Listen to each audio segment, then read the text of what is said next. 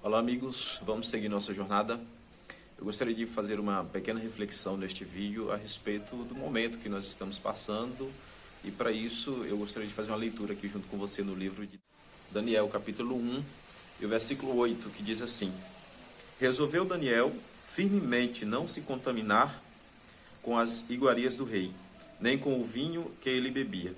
Então pediu ao chefe dos eunucos que lhe permitisse não contaminar-se.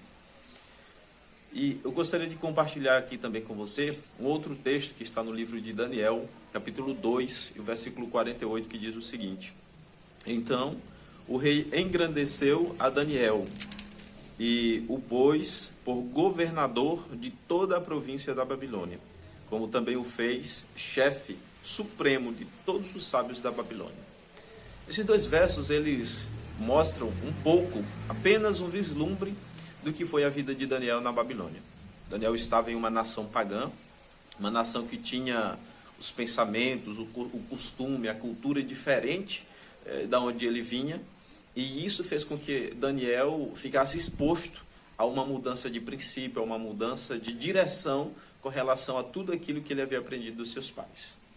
Quando nós paramos para ver não só a vida de Daniel, mas um outro personagem também que ficou nesse contexto de certa forma geopolítico, que foi José, nós ficamos imaginando qual que é o papel do cristão dentro hoje da política. Esses homens, é claro, eles chegaram a desempenhar um papel político em um contexto totalmente diferente do qual nós estamos hoje.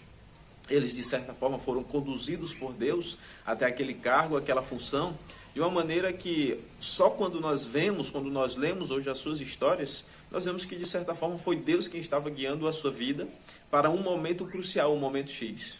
Daniel foi conduzido até Babilônia, é claro, como escravo com os seus amigos, e Deus conduziu a sua vida, conduziu o seu percurso, o seu trajeto, para quê? Para que ele fosse um instrumento divino ali, naquela cidade, naquele reino, para quê? Para conduzir aqueles reis de volta para Deus. E a gente vai acompanhar tudo, uma oscilação desse retorno para Deus, da glória de Deus, que Daniel ali é um instrumento, e também os ápices e quedas desses reis em glorificar a Deus. Sabe, nós vivemos dias de pleitos eleitorais, e esse momento ele é um momento de profunda reflexão. A gente deve se perguntar qual que é o papel do cristão nesse cenário. É claro que muitos argumentam que Daniel e também José foram homens que se envolveram com a política. Entretanto, a gente observa aí um contexto totalmente diferente dos dias em que nós estamos vivendo. E alguns vão de concordar comigo, outros vão de discordar. E isso é bom, porque faz com que nós paremos para fazer uma reflexão a respeito desse assunto. É claro que esses homens, como a gente vê no texto aqui, eles foram homens que Deus conduziu a sua jornada ao poder, conduziu a sua jornada a uma posição, a uma função importante dentro de nações pagãs. E é claro, eles, como Daniel 1:8 diz, Daniel mesmo decidiu firmemente não se contaminar com as iguarias do rei. E Daniel havia tomado uma decisão, bem como José. E a gente conhece as suas histórias e o fim delas. Qual que é o fim da história desses dois homens?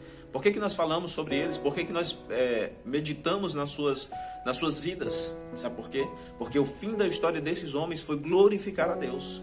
O fim da história desses homens foi proteger o seu povo em momentos em que parecia que eles seriam dizimados por aquelas nações. A semelhança de Esté também, Deus conduziu a história desses homens para fazer uma diferença ali onde eles estavam. E aqui fica uma reflexão para nós. Quem sabe você esteja aí concorrendo dentro desse aspecto político, e fica dentro desse aspecto, fica uma reflexão.